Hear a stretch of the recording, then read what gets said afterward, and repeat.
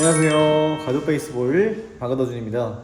오늘은 글러브 가죽에 대해서 이야기를 할 건데, 이미 사실 야구 글러브 좋아하시는 분들은 되게 전문가 이상으로 잘 아시는 분도 많겠지만 잘못된 사실을 많이 알고 있는 분들이 많은 것 같아서 간단하게 글러브 가죽에 대해서 좀 설명해 드릴까 합니다. 글러브 가죽 설명할 건데, 혹시 글러브 가죽 뭘로 만드는 줄 알아요? 소요. 맞아요, 소. 그리고 사실 돼지 가죽도 있는 거 알죠? 두피 글러브 있잖아요. 근데 이거는 좀 저가요. 합성 피혁 이렇게 있는데, 거의 저희 매장에 있는 거는 이제 소 가죽, 돼지 가죽도 있긴 하지만 이건 저가형이고 합성 피혁은 거의 없어요. 합성 피혁은 어디서 가면 볼 수 있냐면 저기 이마트, 홈플러스 그런 데 가면 파는 게 이제 합성 피혁. 그러니까 가죽이 아닌 거죠. 가죽 같은 물성을 갖고 있는 재질일 뿐이지 솔직히 실질적으로는 가죽은 아니다. 그리고 돼지, 이것도 마트 가면 윌슨 글러브로 돼지 가죽 많이 있는데 이렇게 갈수록 좀 비싸져요. 손님들이 저희 매장에 와서 물어봐 주시는 게, 저는 그냥 캐치볼만 할 건데 혹시 뭐 어느 정도 가격대에 글러브 사야 되냐, 상관없는데 솔직히 이거 사도 돼요. 합성팩 사도 되는데, 중요한 거는 야구공이 딱딱한 거 있고 말랑한 것도 있고 뭐 테니스공도 있을 텐데, 딱딱한 공으로 야구 캐치볼을 한다고 하시면은 무조건 소가죽으로 된 거 사야 돼요. 안 그러면 위험해요. 이 돼지랑 합성 피혁은 어차피 딱딱한 공으로 하면 터질 것이고, 뭐가 위험하냐면 끈피가 위험해요. 저희 가죽 베이스에서 나오는 그 돼지 가죽 제품인데, 얘는 끈피가 소가죽이에요. 그래서 그나마 좀 튼튼하긴 한데, 이제 문제는 이쪽 가죽 부분이 돼지 가죽이라서 터질 수도 있다는 거. 근데 뭐가 위험하냐면 마트에서 파는 것들은 이쪽 부분, 이 끈피 가죽이 소가죽이 아니다 보니까 끊어져요, 쉽게. 그래서 내가 공을 받았을 때 여기로 받다 보면 여기가 끊어지면서 바로 그냥 대가리 맞아갖고 병원 가는 거예요. 이게 보험 처리가 되는지 모르겠는데 아무튼 위험하다는 거. 저도 공 맞아서 코뼈 부러졌거든요. 그래서 딱딱한 공으로 할 거면은 소가죽으로 된 걸 사야 돼요. 그리고 한 가지 말씀드리면, 초보자이고 입문자, 야구를 잘 못하는 사람일수록 좋은 거 사라고 말하고 싶어요. 장비빨? 아니면은 뭐 장인은 도구를 탓하지 않는다? 뭐 이런 말씀도 하시고, 내가 야구를 뭐 전문적으로 하는 것도 아니고 잘 못하는데 굳이 내가 비싼 거 사야 되냐? 사야 돼요. 왜냐면 안전을 위해서. 솔직히 야구를 잘하는 사람들은 돼지 가죽 합성 피혁으로 된 글러브 써서 실제 경기에서 써도 전혀 문제 없어, 진짜. 오히려. 왜냐면 야구를 잘하니까 원하는 포구면 볼집 위치로 공을 받아요. 그러니까 오히려 더 안전한 거예요. 근데 야구를 못 하시는 분들은 뭐 이쪽으로 잡을 것이고 뭐 이쪽으로 잡을 것이고 이쪽으로 잡을 것이고 오히려 더 잘 못 잡기 때문에 야구를 처음 하는 분들일수록 소가죽으로 된 제품을 사셔야 돼요, 무조건. 자, 그러면은 이제 소가죽 얘기만 할게요. 돼지 가죽은 저 정확하게 뭐 어느 돼지를 갖고 와서 쓰는지 모르겠어요. 일단 소가죽은 우리가 글러브에서 두류 사용을 하니까 소가죽을 얘기할 건데, 참 이게 애매한데 이제 크게 세 가지로 나눌 수 있어요. 첫 번째는 이제 삼양 가죽, 두 번째는 일본 스티어, 그리고 세 번째가 일본 킵. 이게 뭐냐면 삼양통상이라는 한국에 그 가죽을 만드는 공장이 있어요. 근데 이쪽에선 사실 글러브 가죽이 주가 아니라 뭐 소파 아니면은 뭐 핸드백, 뭐 구두 이런 쪽의 가죽이 오히려 주라서, 사실 글러브 가죽에는 유일한 솔직히 국내 가죽 회사인데 글러브는 그렇게 주가 아니다. 근데도 요즘에도 삼양 가죽 나와요. 요즘에 뭐 삼양 가죽에서 뭐 글러브용 가죽 안 만든다고 하시는 분들 계신데, 아니에요. 그건 잘못된 사실이고 아직도 나오고 있고, 삼양통상에서 나오는 가죽을 삼양 가죽이라고 칭해요. 삼양 가죽 특징이 부드럽고 가성비가 좋다. 근데 이게 왜 가성비가 좋냐면, 일단 스티어랑 킵이랑 차이가 먼저 뭔지 말씀을 해드려야 될 것 같은데, 스티어는 24개월 미만의 거세한 소, 중성화 수술한 거죠. 그리고 저기 킵은 송아지, 어린 친구들을 킵이라 하고 이거는 스티어라고 해요. 그러면 삼양가죽에서 나오는 제품들은 가성비가 좋은데 일단 킵이 아니에요. 스티어 제품들. 그리고 전보 소가죽인데, 이게 무슨 말이냐면 덩치가 큰 소들. 그러면은 덩치가 크니까 가죽을 이렇게 만들면 가죽도 커요, 나오는 가죽이. 그렇기 때문에 한 소에서 만들 수 있는 글러브 개수가 올라가죠. 그렇기 때문에 가격이 저렴한 거예요. 그리고 국산 제품인 것도 한몫을 하죠.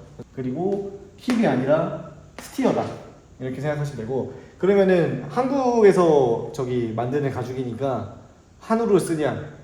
그럼 미친놈이죠. 네. 한국 소를 가지고 가죽을 만드는 제품이 있다는 건 들어본 적이 없긴 한데, 몰라, 있을 수도 있을 것 같긴 해요. 버리진 않을 거니까 가죽을.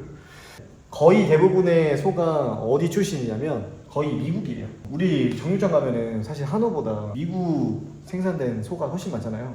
그렇기 때문에 미국이 사실 소가 엄청 많아요. 거의 웬만한 이제 소가죽들은 미국 소를 가지고 만든다고 생각하시면 되는데, 근데 왜 삼양가죽이라고 하냐? 삼양통상에서 미국 소를 가지고 그 가죽을 갖고 가공을 해요. 가공을 한 회사 이름을 따서 가죽 명칭을 만든 거예요. 삼양가죽 조금 더 부드럽다고 하셨잖아요. 근데 어린 소가 더 부드러워야 되는 거 아니에요? 그쵸. 어린 소가 더 부드러워요. 실제로. 왜냐면 사람도 사실 어린 피부가 더 부드럽지, 성인 피부는 뭐 운동도 많이 했을 것이고 상처도 많을 건데, 그 삼양가죽은 왜 부드러우냐면 그게 바로 삼양가죽에서 가공하는 특징이에요. 이게 이제 차후에 나올 이야기인데, 일본 스티어라고 했잖아요.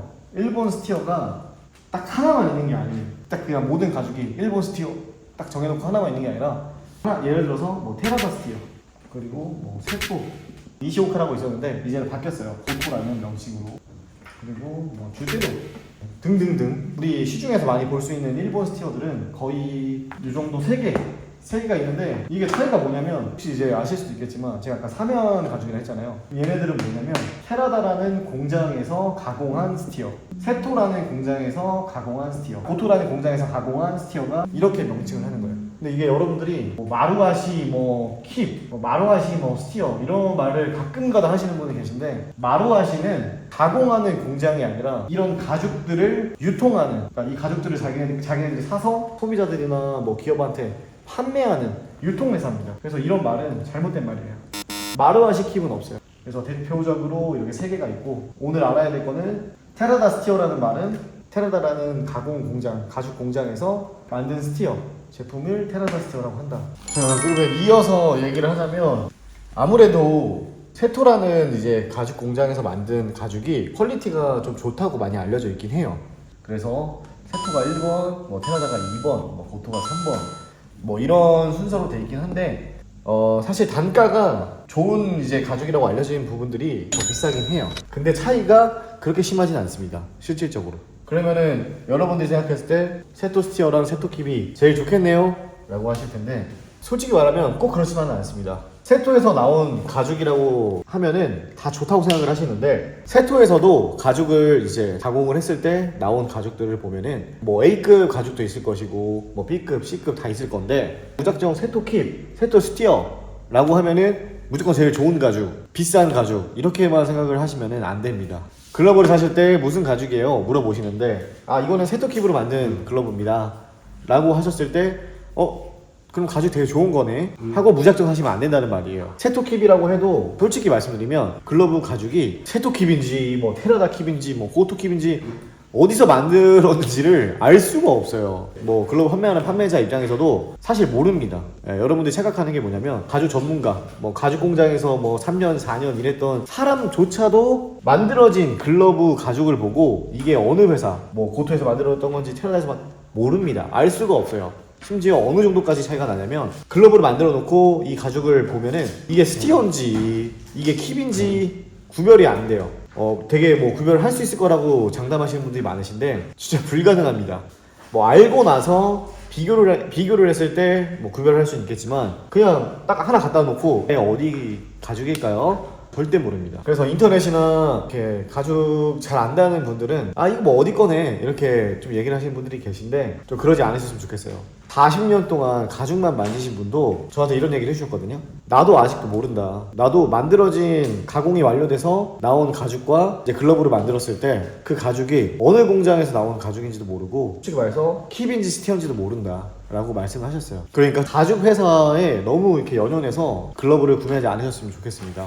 물론 가죽 엄청 중요하죠. 어느 회사 가죽이냐고 물어보는 거 되게 중요하다고 생각해요. 왜냐면 실질적으로 세토킵에서 나온 가죽들은 대체적으로 품질이 뛰어난 게 사실이긴 해요. 물론 아닌 경우도 있겠지만, 근데 저는 여러분들께 드리고 싶은 말씀은, 좋은 글러브, 내가 원하는 글러브를 사고 싶다고 하시면 야구용품점에 가셔서 직접 껴보세요. 테라다 스티어라고 해서 무작정 단단하고 좀 하드한 느낌의 가죽만 있는 것도 아니고, 고토라고 해서 무조건 무르고 뭐 부드러운 이런 느낌의 가죽만 있는 게 절대 아닙니다. 그래서 단순히 가공회사만 보고 글러브를 구매하게 된다면 생각지도 못한 일이 좀 많이 벌어질 거예요. 직접 뭐 가까운 야구용품점 가던가, 아니면은 뭐 좀 시간 내서라도 한번 좀 큰 곳에 가서 스타디움샵이나 뭐 짱베이스볼이나 엄청 많잖아요 사실. 한번 가셔서 직접 껴보시고 아, 이 글러브 가죽은 어떻네? 좋네? 라고 하시는 게 훨씬 더 합리적이고 좋은 선택이 될 수 있습니다. 그래서 오늘 이렇게 글러브 가죽 이야기를 해봤는데 디테일하게 들어간다면 엄청나게 뭐 많은 이야기가 있을 것 같아요. 근데 오늘 좀 말씀드리고 싶은 이야기는 좀 마루하시는 유통회사고 가죽 회사가 아니다. 스티어와 킵 어떤 차이가 있는지. 대체적으로 스티어가 아무래도 성인소다 보니까 질기고 내구성이 좋습니다. 킵 같은 경우에는 가볍고 좀 부드럽죠. 킵이 비싼 이유는 사실 성인 소보다 면적이 작게 나오기 때문에 글러브를 만들 수 있는 개수가 한정돼 있어요. 그러면은 같은 돈을 주고 사더라도 송아지 가죽은 글러브를 뭐 2개나 3개밖에 못 만드는데 스티어는 뭐 4개, 5개를 만든다 하면은 당연히 금전적으로 차이가 날 수밖에 없겠죠. 제일 중요한 거는 이런 가죽 명칭에 너무 연연하지 마시고 직접 느끼시기를 바라겠습니다. 이 글러브 가죽은 진짜 매년 생산되는 가죽이 다 달라요. 특징도 다르고 색감도 다르고 심지어 한 해에 만들어진 글러브 가죽들도 차이가 엄청나게 큽니다. 때문에 이 명칭에 연연하지 말고 직접 가서 느껴보시길 바라겠습니다. 네, 오늘 이렇게 영상 마무리하고요. 뭐 혹시라도 궁금한 게 더 있으시면 댓글로 남겨주시면 제가 바로 답변 드리도록 하겠습니다. 오늘도 이렇게 부족한 영상 끝까지 시청해주셔서 너무 감사합니다. 앞으로도 더욱더 노력하는 가죽 베이스로 되겠습니다. 감사합니다.